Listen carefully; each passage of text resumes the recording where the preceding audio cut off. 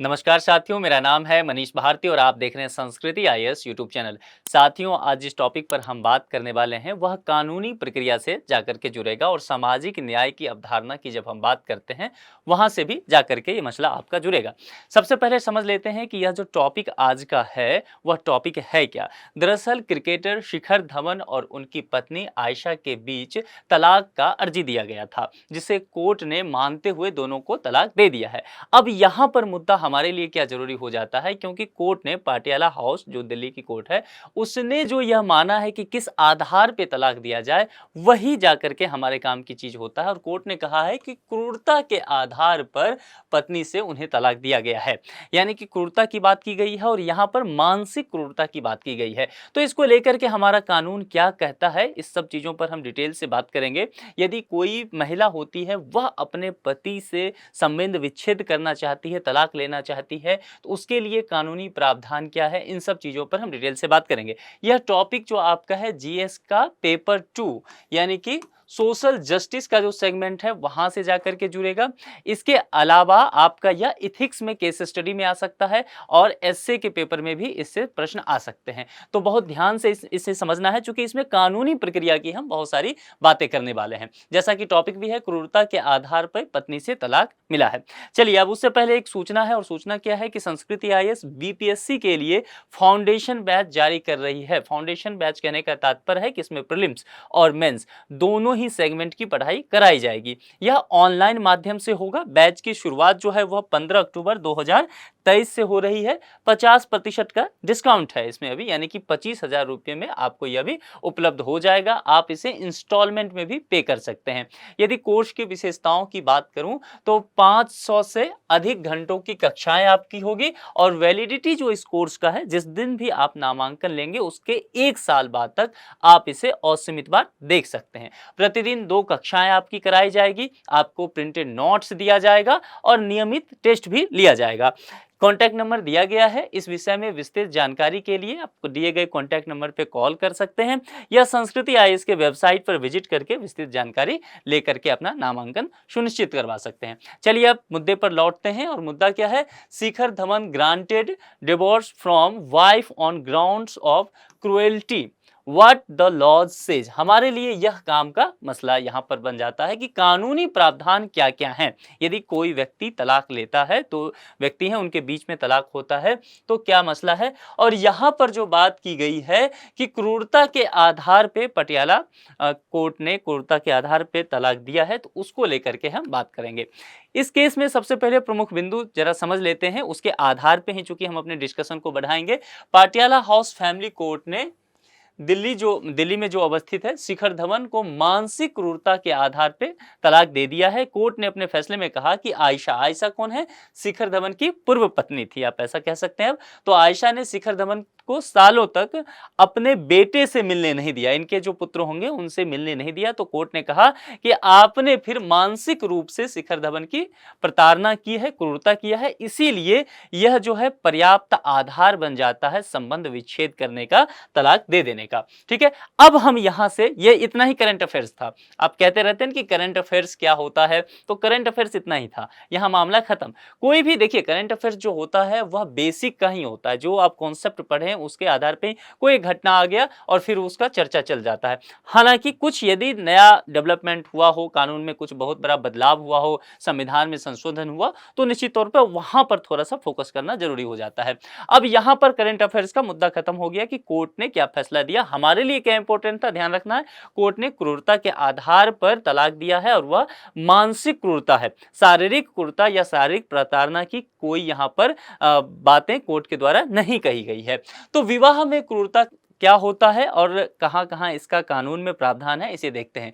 हिंदू विवाह अधिनियम 1955 और विशेष विवाह अधिनियम 1954 दोनों में क्रूरता के आधार पे तलाक को वैध माना गया है। हिंदू विवाह अधिनियम की धारा 13(1)(a) पति या पत्नी दोनों में कोई भी क्रूरता के आधार पर तलाक के लिए अर्जी दे सकता है और यदि इसे माना गया, साक्ष्य मिल गए, तो फिर तलाक भी मंजूर किया जा सकता है। हिंदू विवाह अधिनियम के तहत तलाक के क्या क्या आधार हैं, इसको जरा हम विस्तार से देख लेते हैं, क्योंकि इसमें जो सबसे इंपॉर्टेंट टॉपिक आपका होने वाला है वह हिंदू विवाह अधिनियम ही होने वाला है। तो डिटेल से इसे आप समझ लीजिए। देखिए, हिंदू विवाह अधिनियम 1955 की धारा 13 तलाक और उसके आधार से संबंधित बातें करता है। तो यहां पर समझना है हिंदू विवाह अधिनियम 1955 और उसका जो सेक्शन 13 है, यह आपके लिए इंपॉर्टेंट होने वाला है। आपसी सहमति से तलाक। अब ये जो अधिनियम है, इसमें कई तरह की बातें की गई है कि किस किस आधार पे संबंध विच्छेद हो सकता है, कोई कपल है किस आधार पे उन्हें तलाक दिया जा सकता है, उन सभी आधार पर हम चर्चा कर लेते हैं। देखिए, यदि कोई व्यक्ति है जो अपनी पत्नी से तलाक चाहते हैं या कोई महिला है जो अपने पति से तलाक चाहते हैं और दोनों के बीच आपसी सहमति हो जाती है, रजामंदी हो जाती है कि अब हम साथ नहीं रह सकते, तो वह भी आधार जो है हिंदू विवाह अधिनियम के तहत रखा गया है। आपसी सहमति से तलाक जो है 1976 के संशोधन अधिनियम द्वारा इसे शामिल किया गया था। इसमें पति पत्नी 1 वर्ष या 1 वर्ष से अधिक समय से एक साथ ना रह रहे हो, यह एक आधार होना चाहिए और पारस्परिक रूप से वैवाहिक रिश्ते को समाप्त करने के लिए दोनों तैयार हो गए हों। तो यह स्थिति जब होगा तो उसे हम आपसी सहमति की स्थिति बनाएंगे और इस आधार पे उन्हें तलाक मिल जाएगा। यहां पर एक मुद्दा आता है व्यभिचार का। तो इसके आधार पर इसके क्या कहने का तात्पर्य हुआ? मान लीजिए कोई व्यक्ति है जो रिश्ते में किन्हीं के साथ है, पति पत्नी है, दाम्पत्य जीवन जी रहे हैं, लेकिन उसमें से कोई भी एक व्यक्ति अपने पार्टनर के अलावा किसी और के साथ शारीरिक संबंध बनाते हैं या किसी तरह के संबंध में हैं, तो और वह पुख्ता हो जाता है, तो उसके आधार पर उनका जो दूसरा पार्टनर है वह तलाक के लिए अर्जी दे सकता है। यही बातें इसके तहत की जाती है और इसे 1976 के संशोधन अधिनियम द्वारा शामिल कर दिया गया था। यहां पर एक चीज ध्यान रखना है, यह अब गैर कानूनी नहीं है। पहले इसे गैर कानूनी माना गया था, लेकिन अब यह गैर कानूनी नहीं है। लेकिन जब आप कहेंगे गैर कानूनी नहीं है तो फिर इसके तहत तलाक कैसे मिलता है? हाँ, यह गैर कानूनी नहीं है। गैर कानूनी जब होता था निश्चित तौर पर इसके तहत सजा मिल सकती थी, ठीक है, लेकिन अब सजा का प्रावधान नहीं है। हाँ, तलाक के लिए यह एक मजबूत आधार जरूर है। तो यह तलाक के लिए मजबूत आधार के रूप में अब इसे आप ध्यान रखिएगा। क्रूरता का तात्पर्य यहाँ पर मानसिक के साथ साथ शारीरिक क्रूरता को भी आप इसमें शामिल कर सकते हैं, क्योंकि दोनों तरह से ही दुष्व्यवहार जो है वह किया जा सकता है किसी भी व्यक्ति के द्वारा।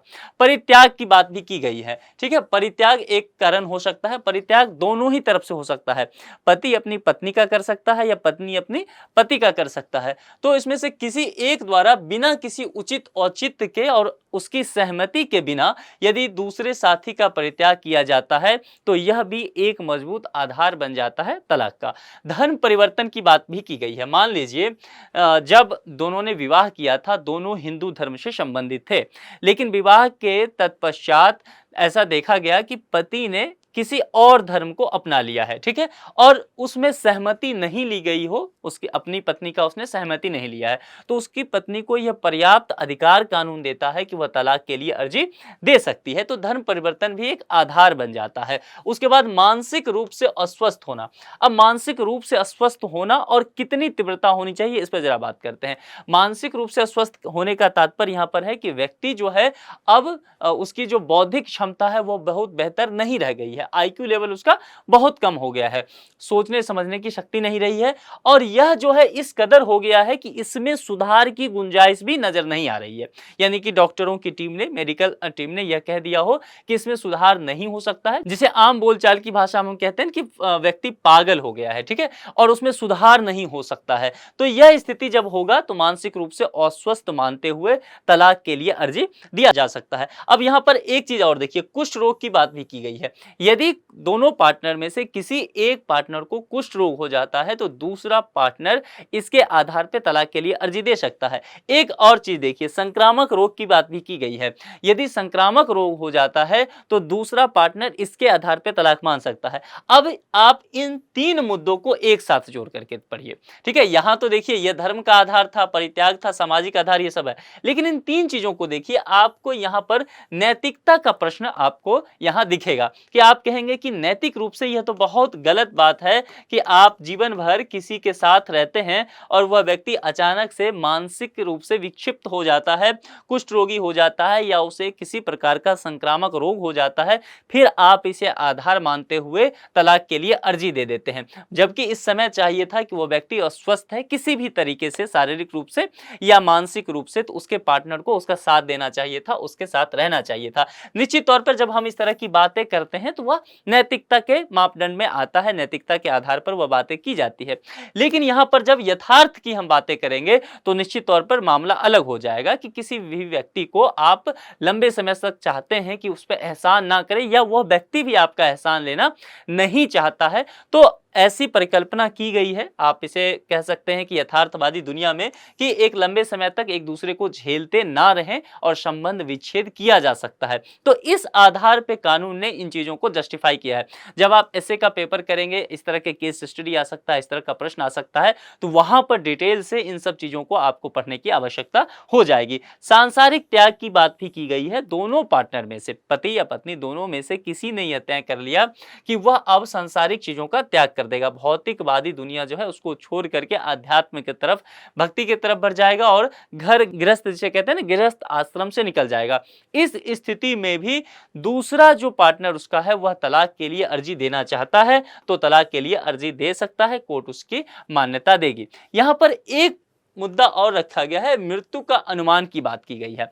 मान लीजिए दो व्यक्ति हैं जिन्होंने विवाह किया, बहुत अच्छा चल रहा था उनका संबंध, किसी भी कारणवश से एक व्यक्ति जो है वह बिछुड़ जाते हैं, ठीक है, पति या पत्नी में से कोई भी एक बिछुड़ जाते हैं और लंबे समय तक उनका कोई पता नहीं चलता है।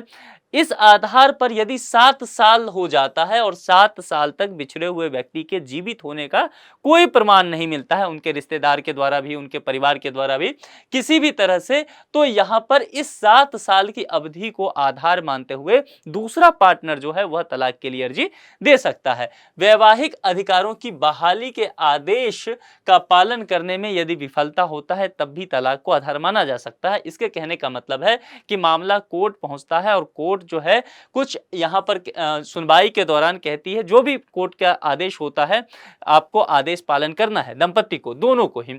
लेकिन वो दोनों विफल रहते हैं या दोनों में से कोई एक विफल रहता है उस आदेश को मानने से, तो दूसरा पक्ष जो है फिर कोर्ट में जा सकता है कि जी जनाब, आपने यह काम कहा था इसे करने के लिए, लेकिन आपके आदेश की अवहेलना यह व्यक्ति कर रहा है और मुझे जो मुआवजा मिलना चाहिए था या गुजारा भत्ता, कुछ भी जो भी कोर्ट का आदेश रहा हो, वह नहीं हो पा रहा है, तो यह आपके आदेश की अवहेलना है। कोर्ट यदि सही पाती है तो इसके आधार पर भी कोर्ट तलाक की स्वीकृति दे सकती है। अब यह तो हो गया दोनों की हमने बातें की कि पति पत्नी दोनों ही तलाक के लिए किस आधार पर अर्जी दे सकते हैं, लेकिन यहां पर केवल पत्नी के लिए उपलब्ध तलाक के आधार क्या हो सकते हैं। आपके मन में एक प्रश्न आएगा कि यहां पर केवल पत्नी की बात क्यों की गई है। देखिए, क्योंकि महिला जो है, महिला को हमारे समाज में वंचित वर्ग का हिस्सा माना गया है, ठीक है, तो आवश्यक रूप से यह वंचित वर्ग का हिस्सा है, तो इसीलिए इनके लिए विशेष प्रावधान किया गया है, ठीक है। हम मान के चलते हैं कि इनके साथ क्रूरता हो सकता है, वह मानसिक तौर पे भी हो सकता है और वह शारीरिक तौर पे भी हो सकता है। हमारा कानून, हमारा संविधान, हमारा समाज इस बात को नीति निर्माता पहले से ही मान के चलते हैं, ठीक है। इसके आधार पर हमने कुछ व्यवस्था कर रखा है। हिंदू विवाह अधिनियम की धारा 13(2) के अंतर्गत ये बातें की गई है। इससे पहले जो मैंने बातें किया था वह भी 13 की बात किया था, हिंदू विवाह अधिनियम की धारा 13, और वह 1(a) की बात किया था, यह धारा 2 है, 13(2) है यहाँ पर, ठीक है। तो यहाँ पर इसके अंतर्गत बातें की गई है कि केवल पत्नी के लिए क्या क्या आधार हो सकते हैं तलाक की अर्जी के लिए। देखिए, यदि कोई महिला है और वह शादीशुदा है किसी व्यक्ति के साथ, उसका पति उसके अलावा किसी और महिला से विवाह कर लेता है, यानी कि दूसरी बार वह शादी करता है, उसके आधार पर वह प्रमाण देते हुए वह महिला तलाक के लिए कोर्ट में अर्जी दे सकती है। अब यहां पर मामला फंसता है कि पति द्वारा किया गया बलात्कार, मैरिटल रेप का मामला फिर यहां आता है और ये मामला अपने आप में ही बेहद पेचीदा है। लंबे समय से नीति निर्माता इस मामले पर चर्चा परिचर्चा कर रहे हैं। बीच में भी आप जानते हैं कि हमने एक लेक्चर इस पे लिया है, आप करंट अफेयर्स के प्लेलिस्ट में देखिएगा। 3-4 महीने पहले भी यह मुद्दा आया था कि क्या मैरिटल रेप के लिए कानून लाया जाए, तो अभी गहन चर्चा परिचर्चा चल रहा है। लेकिन हाँ, अब यहाँ पर यह मामला है कि अभी फिलहाल इसे कानूनी गैर कानूनी किया जाए, किस तरह के प्रावधान किए जाए, सजा का क्या प्रावधान किया जाए, इन सब चीजों पर बात होना बाकी है। लेकिन यह आधार हो जाएगा तलाक के लिए, इतना अभी माना गया है। ठीक है, इसके तहत सजा क्या होगा नहीं होगा यह बात की बात है, लेकिन इतना अगर कोई महिला कहती है कि मेरा पति है वह मेरी मर्जी के बिना मेरे से शारीरिक संबंध स्थापित करता है, यानी कि मेरे साथ बलात्कार करता है, तो इस आधार पर वह महिला तलाक के लिए अर्जी दे सकती है कोर्ट में। भरण पोषण की डिक्री पारित होने के बाद 1 वर्ष या उससे अधिक समय तक पति पत्नी के बीच कोई सहवास नहीं होता है, यानी कि दोनों के बीच जो है 1 साल तक या उससे अधिक समय तक किसी तरह का यौन क्रिया नहीं होता है, शारीरिक संबंध नहीं होता है, तो कोर्ट कानून यह मान के चलती है कि इनके बीच अब किसी तरह का संबंध नहीं बचा है, सुलह की गुंजाइश नहीं बची है, और इस आधार पर भी महिला जो है तलाक के लिए अर्जी दे सकती है।